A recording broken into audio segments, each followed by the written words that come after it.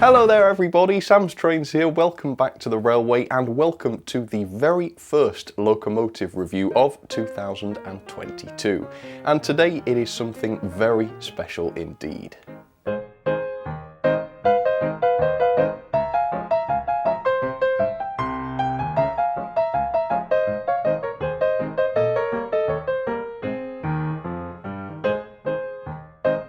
Today's locomotive was announced almost 4 years ago and it's been very eagerly anticipated since then, but finally at long last it is here. And the locomotive is this, and as you can tell immediately from first seeing this certainly is something very, very special indeed. So this is the Bachmann Caledonian 812 class, commissioned and sold exclusively by Rails of Sheffield. And if you recognise this class, that's because it was used as Donald and Douglas in the Railway series, as a lot of you will know.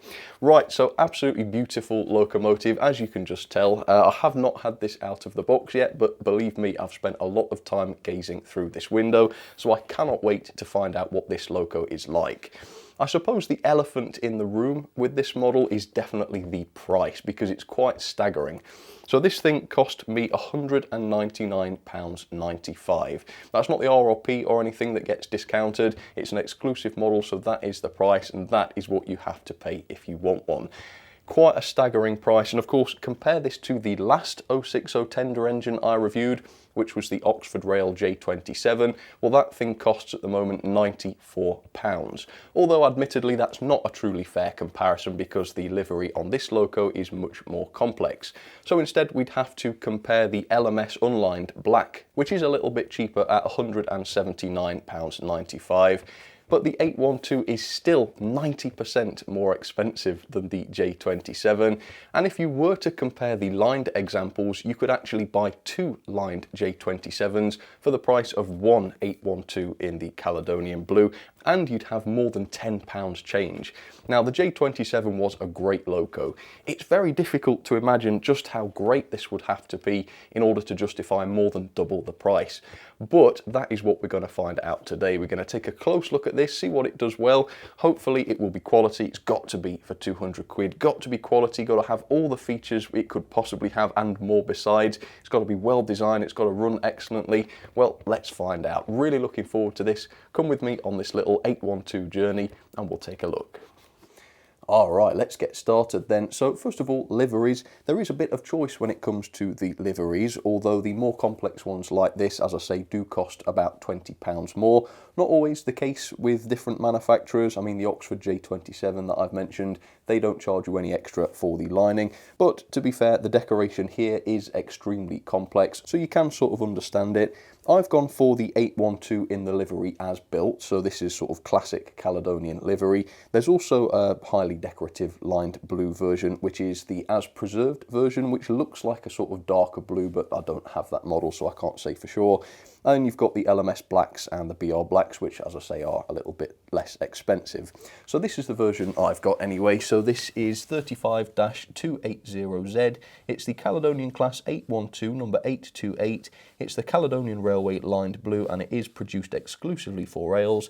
And this contains a 21-pin DCC decoder socket, presumably in the tender, but I really know nothing about this so far, so we'll have to find out. First, before I get it out, let me show you the back of the box, because there's a brief history on the class there, and as always, feel free to pause and read that if you want to, but I'm going to get straight on with looking at this beautiful model. Now, when this came in the post, there was a few different leaves of paper that came with it, and I've just stuffed them inside the box, so it looks a bit messy, but that's not really how it came.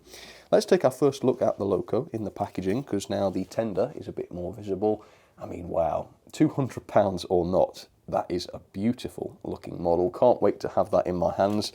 But let's take a look at what some of this paperwork says. So first of all, we've got another label for the end of the box. I'm not sure why. Fair enough, thank you. Then we've got this slip of paper here. What does this say? Please note, due to advancements in technology during the production stage, this model has had a DCC socket upgrade from 21 pin to next 18.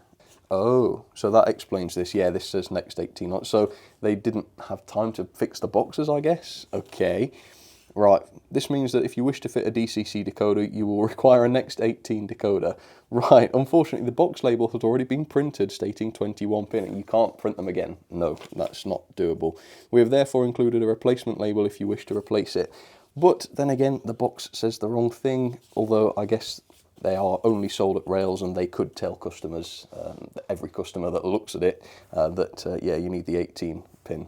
All right, strange, fair enough. And then look at this. Now this, I thought this was going to be a poster. It isn't, but it still looks great, doesn't it? With the Caledonian text on it and such. This is, I think, so that you can contribute to secure the future of the Caledonian 828. Yeah, it seems like a fairly good cause, so look into that if you want to. Obviously, real locos are very, very expensive to maintain, and I reckon, you know, probably worth it, something that looks like this. What do you say? Right, let's pull this out and have a feel, which sounds slightly creepy, but I do mean in terms of weight. I'm not planning to caress this because I might break it. Yeah, to say it's a reasonably small 060 tender engine feels pretty good and heavy, and I'm certainly hoping to see a good amount of metalwork in the bodywork, because obviously this was a very expensive loco, and that's just what you'd expect. But first of all, let's take a look at the owner's information. So there's quite a lot of information here. First of all, it says that this has a coreless motor inside it. To be honest, I'm pretty much won over with coreless motors now. Now that I've seen some good quality ones, I don't have much of a problem with those. It does also say that this needs 30 minutes running in, which is pretty standard. And then you've got the location of some of the accessory detail parts, and it shows you where they all go with numbers and a key and everything. So that's really good and precise. I like that. Lubrication, standard lubrication points, fitting the brake rigging by the looks of things. You can see how to remove the body, I expect. And surprisingly, it does look as though the decoder socket is right there inside the locomotive, which is very interesting, isn't it? So what that means for sound and such, I'm not entirely sure. But it did say elsewhere, I can't see it quite now, but it did say that there's a pre-fitted speaker somewhere. Whether that's in the loco or tender, I'm not sure. I guess we'll find out later on. It does also say that this has a firebox glow and flicker effect, which is exactly the kind of feature you'd expect this loco to have, given its price point. Okay, and not that much to see on the back. Right, let's have a go then, shall we? Let's see what we got here. So is there, yeah, there seems to be some sort of accessory pack on the top. So let's pull this sleeve off and take a look at that to start with. It's taped down. Right. So it seems to be everything described in the instructions. You can clearly see the cab doors there. You've got the moving screw-link couplings, which is a lovely inclusion. I really like to see that. Looks like some nicely painted little lamps as well, which is, again, is quite a nice thing to have. Doesn't seem to include any etched number plates or anything though, which is a pity, I suppose. But let's undo the packaging for the first ever time, and let's take a look at this loco. Oh, right. So this is a Bachmann loco, so quite obviously the finish is going to be out of this world, and it really does look it. Beautiful, beautiful finish on the boiler there, as you'd fully expect. Let's lift this out then and see what the weight is like. Oh, look at that, folks. That is absolutely beautiful, isn't it? And I haven't had a chance to inspect it yet, obviously, but at a glance, this thing looks absolutely flawless, doesn't it? Really, really beautiful. The weight, I would say, is okay. It's not particularly heavy or anything, although I can feel that the running plate here is die-cast, so made of metal. Feels as though the boiler and such is just made of plastic, though, but the weight doesn't feel egregiously low or anything. All right, the tender looks a bit chunky, and I have to say that is a common criticism of these from the reports I've read already. Yeah, it does look a little bit on the chunky, unrealistic side, doesn't it? But apart from that, it looks like a truly beautifully refined model. It's got some gorgeous, gorgeous detailing, which we'll take a close look at in just a second. But first of all, let's have some history on the class in real life. This beautiful class of two-cylinder 060 tender locomotive was introduced to the Caledonian Railway in 1899 to the design of John F. Mackintosh. As very capable machines with a top speed of 55 miles per hour and a tractive effort of 89 kilonewtons, they were perfect for all manner of different duties.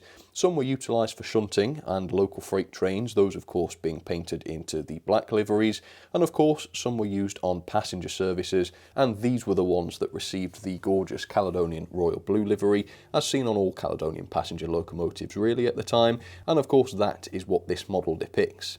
Of 96 locomotives built in total, the majority survived through the nationalisation of 1948, with only 3 examples having been withdrawn at that time. By 1963 though, every member of the 812 class had been withdrawn and scrapped, with only 1 survivor. And that survivor is still preserved today. It's number 828 and it is painted in a variation of the classic Caledonian livery. So there it is, Bachmann's Caledonian 812 up close and personal for you. Wow, this is really something, isn't it? It's got to be one of the best ever looking locos I've reviewed. Absolutely stunning, and of course as well it should be, because given that £200 price tag, this should well be the greatest 060 tender engine I've ever seen, but I'm pleased to say that it very much is. Very, very high quality as well. The quality is much higher than any other Rails exclusive I've looked at in the past. Alright, that's not saying a great deal after the Terrier and such, but it is miles ahead in terms of quality than anything I've looked at in the past. Is it worth £200? No, I don't think it ever was going to be, was it? Because well detailed and high quality as it definitely is, it's still a small locomotive and it is up to double the price of other similar models released recently. And there are 1 or 2 areas where the model isn't quite as refined as perhaps it ought to have been for that price. For instance, the handrails around the cab, those are not separately fitted, they are just a part of the moulding, so plastic. Very, very chunky, as you can see, and if you look up photos of the real thing, they don't look like that. And they're also quite patchily painted as well. Same with the tender, very, very thick moulding on the tender, and again a quick look at photos of the real thing shows that the bodywork of the tender is nowhere near that thick.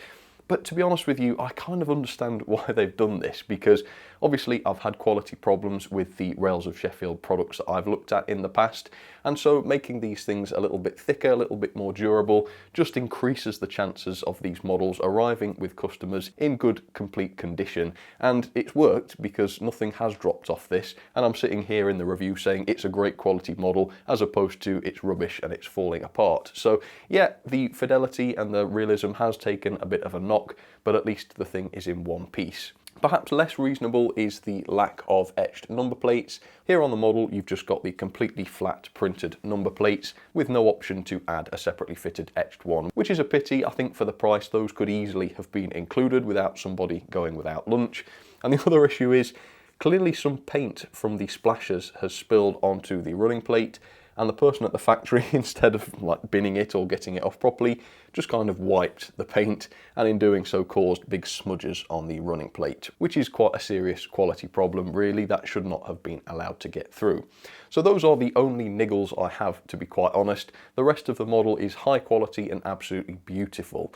Let's take a look at the decoration and the livery. First of all, the finish is gorgeous. Bachmann always get this spot on, to the point where I sound like a broken record saying it, but I will say beautiful satin finish, not too glossy, but shiny enough so that it catches the light in quite a realistic way without looking too garish or toy-like. And there is, to be fair, a lot of lining on this loco, which is done to a very high standard. So the lining on the boiler is all excellent, very, very precise. The only issue with it is where the body joins the chassis. There is a little bit of a join there, but it is quite low down on the body, so you don't see it very often, but it is there. The cab is very nicely detailed. You can see all sorts of lining around the cab. The windows have the painted frames around them. Beautiful, beautiful lining. You've got the little plugs which are painted out in a very realistic looking metal paint, which I like a lot. That looks great. And then the splashers, as you've already seen, they have full lining on them. The running plate, which is die cast and metal, by the way, that is fully lined. Even the wheels are quite precisely painted, as you can see. Very, very good looking wheels, I think, those.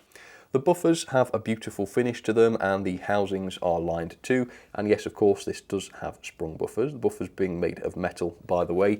And speaking of metal, even though the bodywork for the most part is just made of plastic, except the running plate, of course, you do have these very elegant looking real metal handrails. Now, the finish on these is far, far better than from other manufacturers, it must be said. Cast your mind back to the Hornby Hush Hush. Some of those handrails were made of metal, but for some reason they had a matte painted finish, whereas these have a high shine metallic finish, which I think looks far, far better and looks far higher quality as well. And you can find these on the side of the cab as well. I just really like those. I think they look really high quality. The whistle is also great looking. I think just feeling it, it does feel as though that's made of plastic, and obviously I don't want to start flexing it for you, but yeah, I think it's made of plastic, but look at the quality of the finish on it. I think Bachmann have really cracked that now, because we're at the point where a plastic whistle looks just as good as a metal one in terms of the finish, so that's awesome. You've got the safety valve arrangement here, which also has the top portion of it painted into the red, which stands out beautifully. And then you've got the separately fitted reversing rod here, which does unfortunately have much more of a plastic finish on it, which contrasts quite massively with the actual metal parts. It would have been awesome to see a consistent finish across all of the chrome metal parts, but that's not the case, unfortunately. And below the boiler we have the fully realistic sort of air gap, as you can see, and also a depiction of the valve gear between the frames, the running gear and such, which is all decorated as well. It's all picked out into the red, so it stands out beautifully. Really does look great, that does. It's a quality model, I'm not kidding, definitely a quality model. And then over on the other side of the locomotive, you've got this separately fitted Westinghouse pump assembly, which is genuinely quite impressive. The accuracy of the lining and such on this piece is definitely higher than we've seen from other manufacturers like Dapol, for example, and the pipework actually looks pretty convincing coming off that. The colour is pretty good, I would say, better than we've seen in the past. Let's take a look around the front at the smoke box area. You can see you've got that unusual smoke box handle, which actually looks even better. I think it is on the preserved version because it's got the sort of Caledonian star on the front. This one doesn't, but it still looks pretty good. And then you've got the various little separately fitted valves and such, which are all fitted nicely. Right, well, I've saved the cab, well, the interior of the cab at least, until last. And here it is right now. It's a pretty damn good cab, I will say. The interior is all nicely painted. As you can see, all the different controls and such are picked out. You have got the gauges and little indications of numbers painted onto the gauges, so that's wonderful. And also the glazing piece, which connects the two windows, has also been painted, so you haven't got visible transparent plastic inside the cab, which is a big improvement over other Bachmann locos. You do have the hole in the firebox door, which will allow the LEDs to shine through. I believe on analog mode, only the red LED will light and it doesn't do any flickering, and you have to be on full DCC mode in order to get the full firebox flicker effect, but we'll take a look at that later on. And then you do have this metal tender fall plate, which appears to be hinged so that you can move it up and down. So the loco is absolutely beautiful. Let's take a look at the tender, which is similarly really decorative. So it really is the underframe that catches my eye on the tender. There's just something wonderfully convincing about that. I think it's the dark colour that the axle boxes and the suspension springs have been picked out into. Just contrasts so nicely with the rest of the chassis.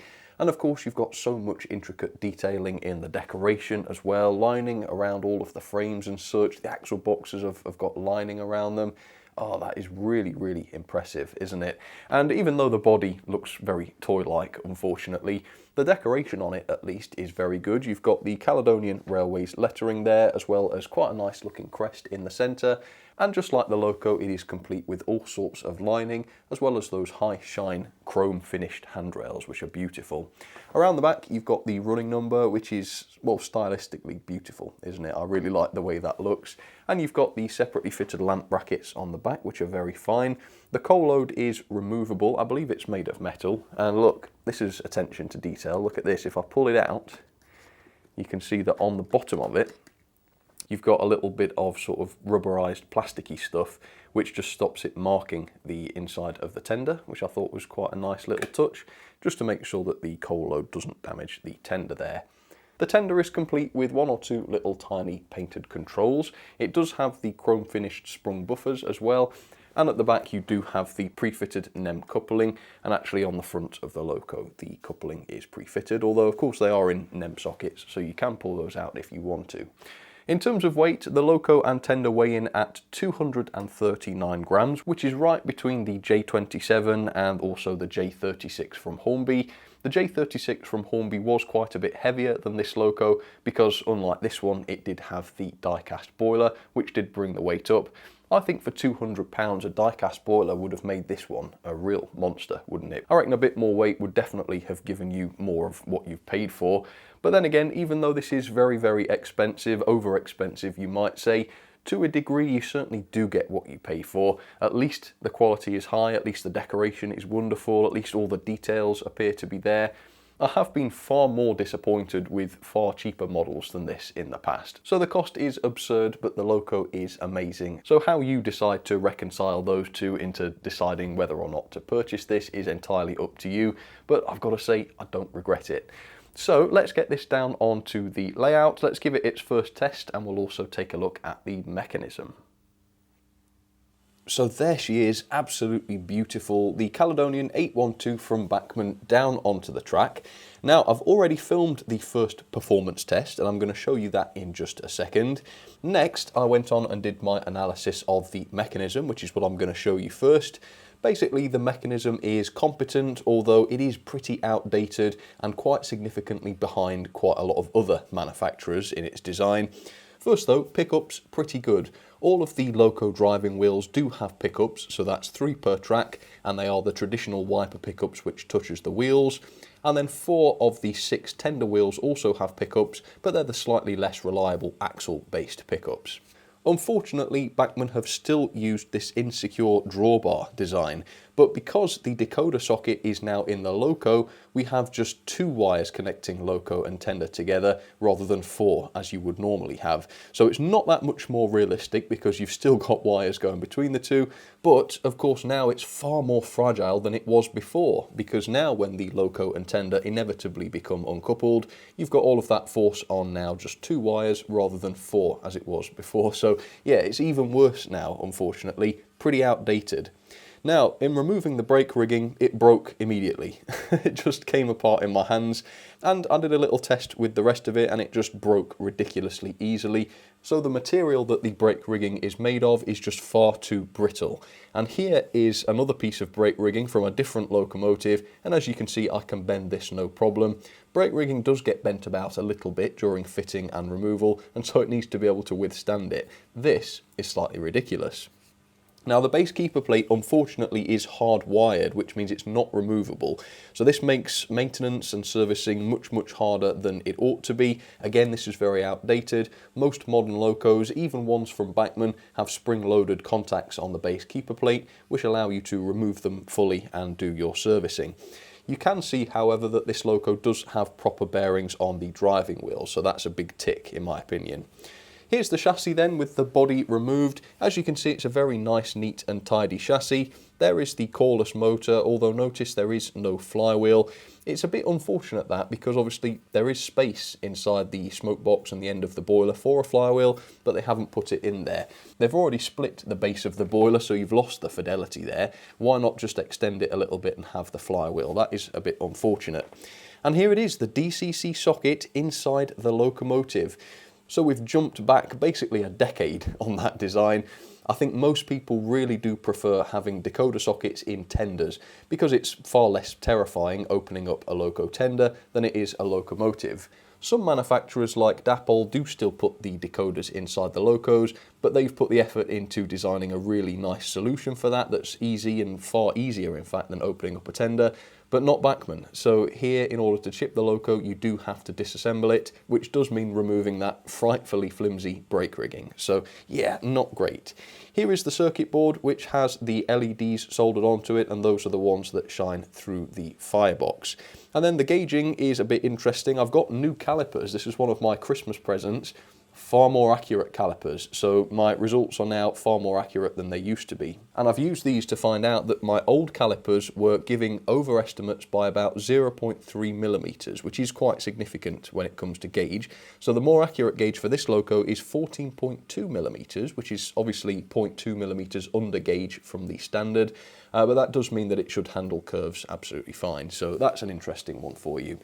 Right, so that's the mechanism. Yeah, it's okay, it's got all of the main boxes ticked, but obviously there are aspects of it that are very outdated and not befitting of a 200-pound locomotive, unfortunately.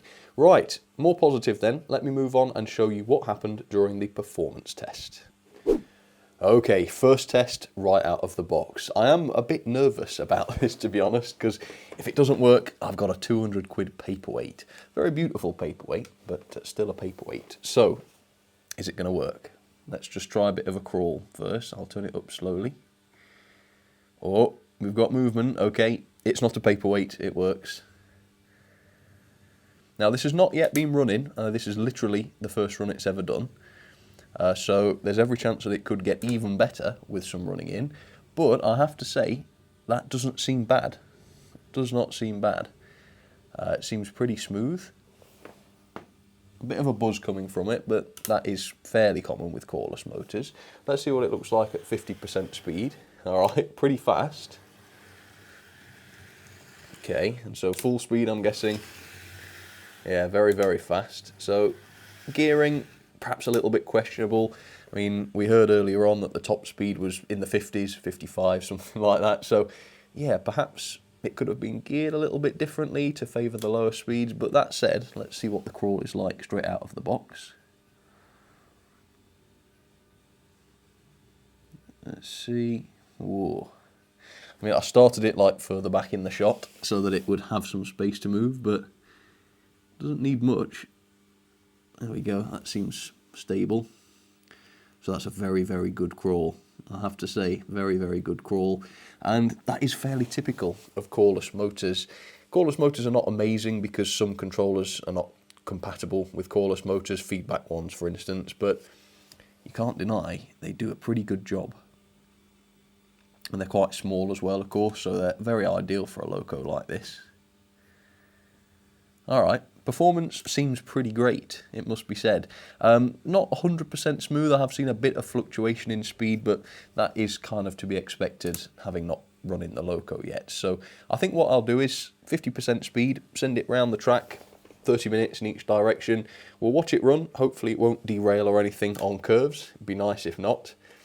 And then, of course, I'll come back and do some final conclusive testing after the running in period. So here we go, 50%. Let's see how she gets on.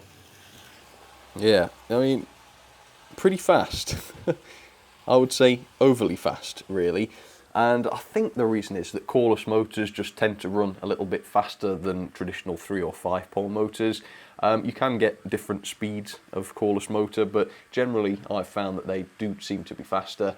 And so gearing that works well with traditional 3 or 5 pole motors can make locos with cordless motors run a bit too fast.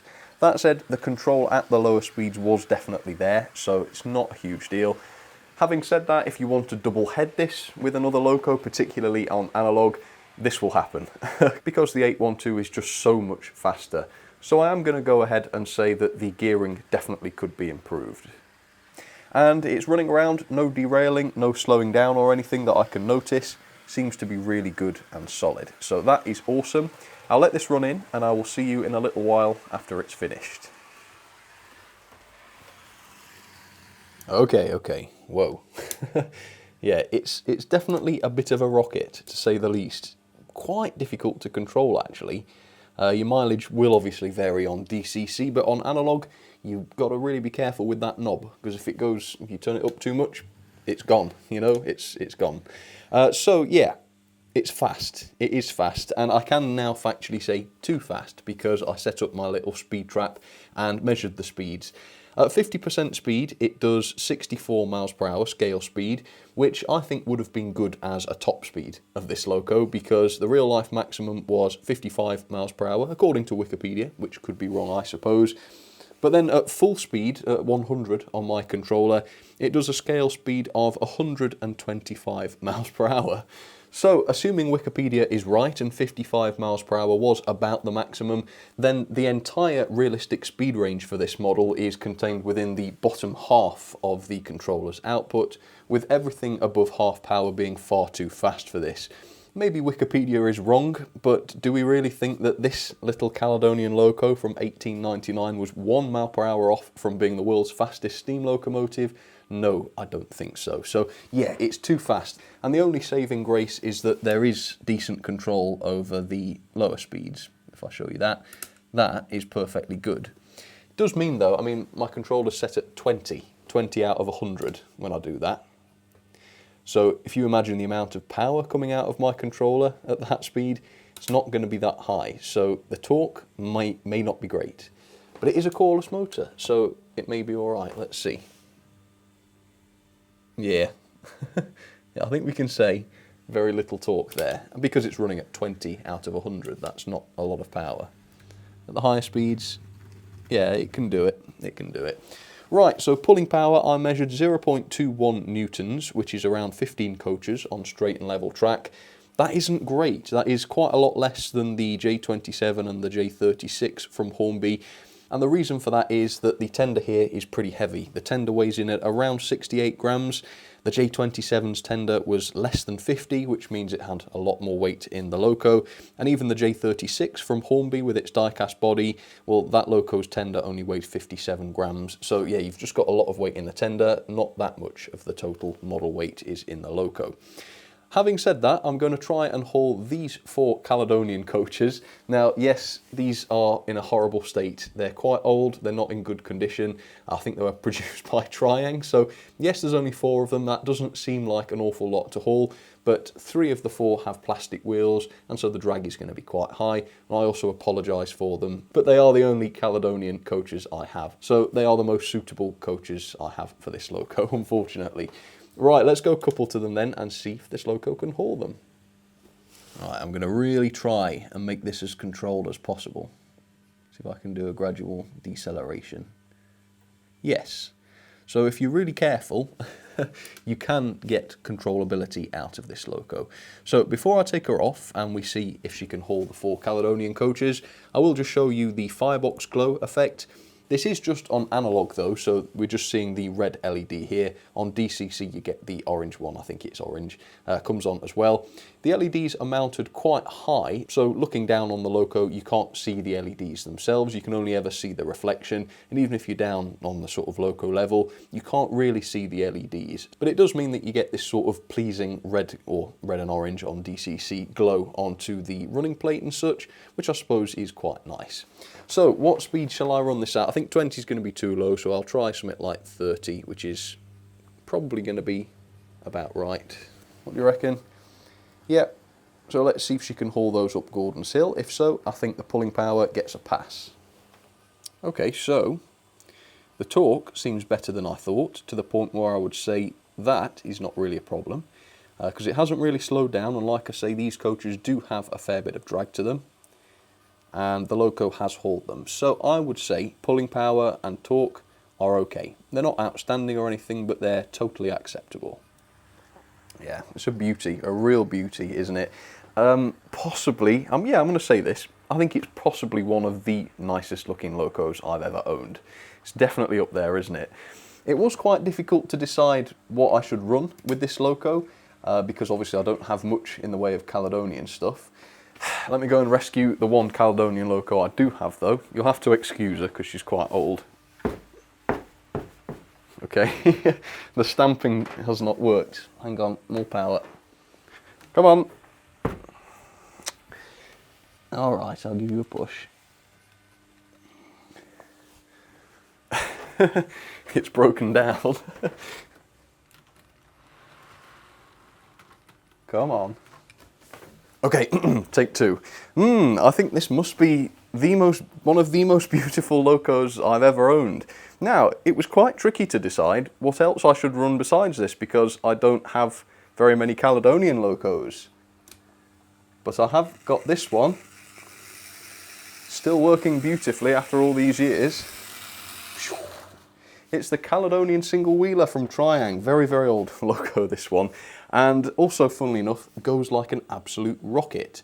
So maybe we're just wrong. Maybe the Caledonian Railway did have sort of steampunk rocket-based locomotives that just went at the speed of light. That's very possible. But yeah, this is literally the only other Caledonian Railway loco I have in the collection, and so I've decided to run that with a similarly small rake of ex-Caledonian. There you go, of ex-Caledonian coaches. On the inside line, I've gone with the J27 just because I've talked about it so much already today. Quite a remarkable loco, actually, given that this is less than half the price of the 812. And mechanically, it's better. Performance-wise, it's definitely better. The build quality is similar, but obviously the livery and the decoration is not a patch on Bachmann's. But then again, if this had better decoration, would it be worth twice as much, more than twice as much? I don't think so, but there you go. And it's not too fast either, even though it has a cordless motor. A little bit fast, but not over 100 miles an hour fast. So there you have it, the brand new Bachmann 812 locomotive. It really is a shockingly good looking loco, and it's a good model overall. I mean, it works well, the mechanism's okay, looks amazing. I'm never going to shut up about how great this looks. And it also looks pretty darn good with some proper Caledonian coaches as well, even though these are not proper Caledonian coaches.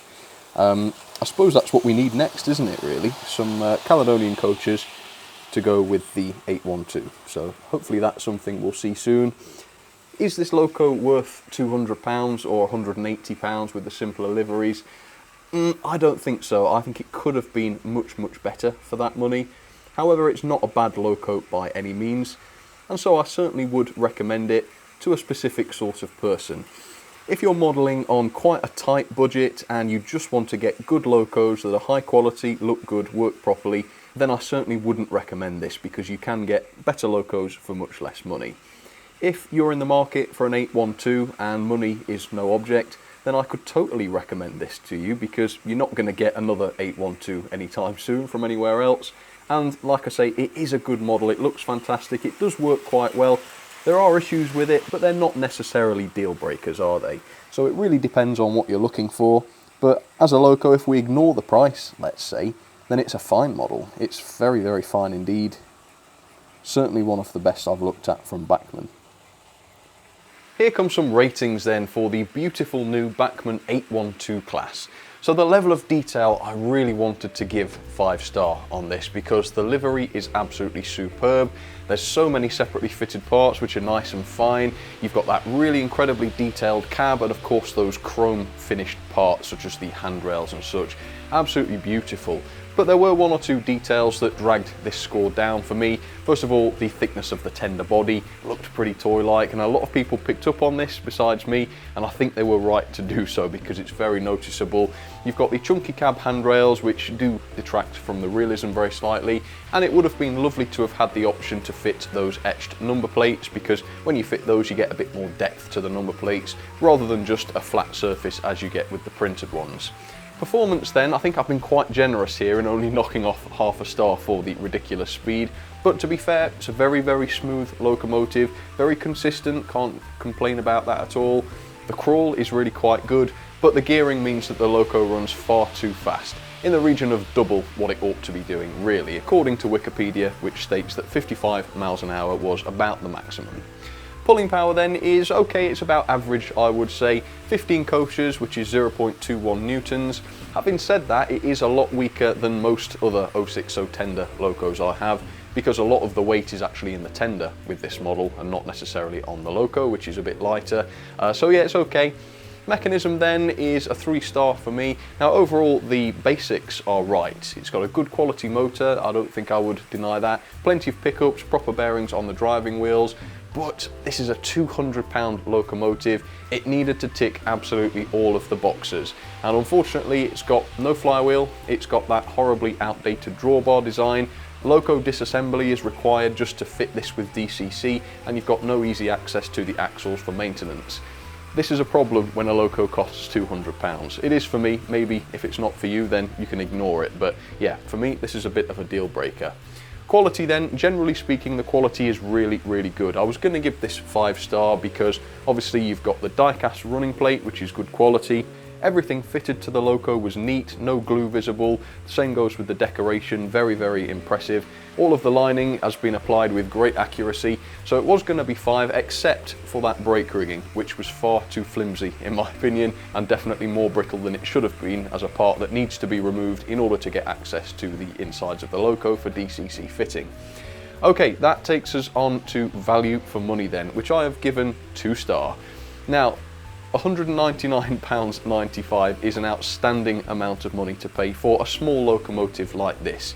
And as I said at the start, the locomotive had to be outstanding in order to justify that price.